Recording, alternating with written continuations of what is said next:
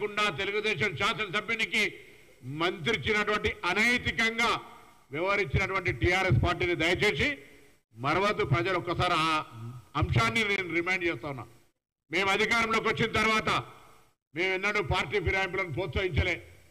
సవ్యంగా మంత్రివర్గం ఏర్పాటు చేసుకొని మేము ఇచ్చిన హామీలను అమలు చేస్తూ ప్రజా సమస్యల మీద పోరాటం చేసే విధంగా మా కార్యాచరణ కొనసాగుతూ ఉంటుంటే మీ ప్రభుత్వాన్ని కూలగొడతాం, మీ ప్రభుత్వం ఎక్కువ నిలబడది అని Bharatiya Janata party TRS party రెండు ఒకటే గొంతుగా మా ప్రభుత్వం మీద అనేక సందర్భాల్లో మాట్లాడినటువంటి మాటలు నిజమా కాదా యావత్ తెలంగాణ ప్రజలు గమనించాలని కోరుతా ఉన్నాం.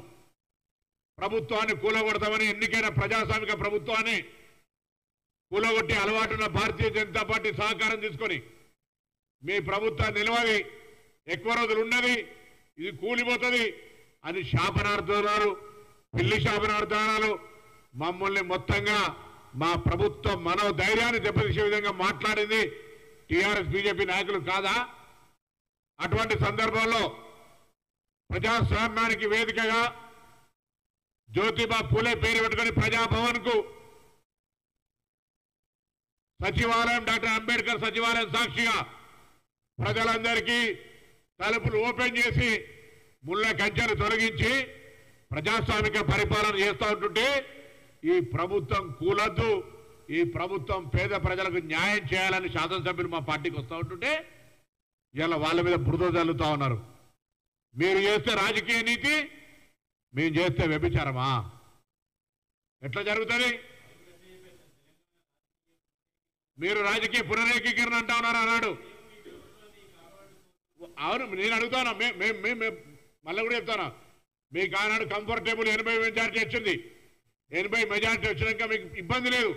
కానీ కాంగ్రెస్ పార్టీ ఒక దళిత సిఎల్పి లీడర్ అయితే ఓర్వలేక కాంగ్రెస్ పార్టీని బలహీనం చేయాలి, ప్రతిపక్ష గొంతు ఉండద్దని మేము అట్లా చేస్తలేమే. శాసనసభను 3:30 దాకా నడిపి ప్రతిపక్ష నాయకులు ఏం చెప్తే అది వినడానికి వేదిక శాసనసభ అవకాశం ఇస్తా ఉన్నాం. ఇందిరా పార్క్ దగ్గర ధర్నా చౌకులు ఇస్తా ఉన్నాం. ఇలా మేము ఎన్నడూ ప్రతిపక్ష గొంతు నొక్కుతలే నిరసనలు చెప్పుకుంటున్నాం. కాళేశ్వరం పోతాం అంటే గ్రీన్ వే ఛానల్ ఇస్తా ఉన్నాం. ఏడు కొమ్మంటాడు కొమ్మంటా ఉన్నాం. ప్రతిపక్ష నాయకుడు శాసనసభకు రా, అనుభవజ్ఞుడి, నీకేమైనా తెలిస్తే మాకు చెప్పమని అడుగుతా ఉన్నాం. కేంద్రం నిధిరేలే, కేంద్రాన్ని నిలదీద్దాం రమ్మని అడుగుతా ఉన్నాం. ఇవాళ అటువంటి మాటలకు దూరం ఉండి మా ప్రభుత్వాన్ని కూలగొడతా అంటుంటే కొంతమంది ప్రజాస్వామ్యాన్ని విశ్వాసం ఉన్న శాసనసభ్యులు వస్తే వాళ్ళ మీద చీరలు పంపి భౌతిక దాడులు చేసే విధంగా మురిగే వాళ్ళని మురిగించినట్టుగా ఆ విధంగా రెచ్చగొట్టి ఈరోజు ఏం మాట్లాడుతా ఉన్నారు? మళ్ళీ మాకు పరిపాలనకు సంబంధించి అవగాహన లేదా? Congress party is talented. ప్రభుత్వాన్ని పరిపాలించేది ఎవరు నేర్పే అవసరంలే. శాంతి భద్రతలు కావచ్చు, ఆర్థిక సంస్కరణలు కావచ్చు, ఆర్థిక పరమైన క్రమశిక్షణతో అన్ని రకాలుగా ప్రభుత్వాన్ని ముందుకు తీసుకుపోతా ఉన్నాం.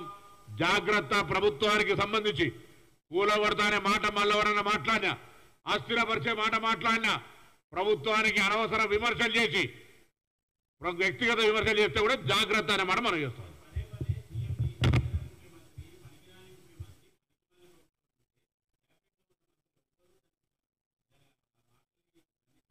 ఇప్పుడు కొంత చిల్లరగాళ్ళు మాట్లాడుతుంటే పట్టించుకోవద్దని మా గౌరవ ముఖ్యమంత్రి గారు అన్నారు కాబట్టి ఎవరు మాట్లాడుతున్నారు అంతే తప్ప వేరే కాదు. నువ్వు ఎవరన్నారు? ఇప్పుడు చిల్లర అలా ఎవరన్నారు? వాళ్ళు నువ్వు ఎవరెవరు అన్నారు? అరే మేమెందుకు వేరేటలో చిల్లర అనాలే? వాళ్ళు ఎవరైతే అంటారో వాళ్ళే. మీకు తెలుసు కదా మీరు ఎవరు ప్రస్తావించారు, మీరు ఎవరిని ప్రస్తావించారు? మీరు ఎవరెవరు అంటారో వాళ్ళందరి గురించి చెప్పిండు. చెప్తాను, నీకు చెప్పినట్టు కదా.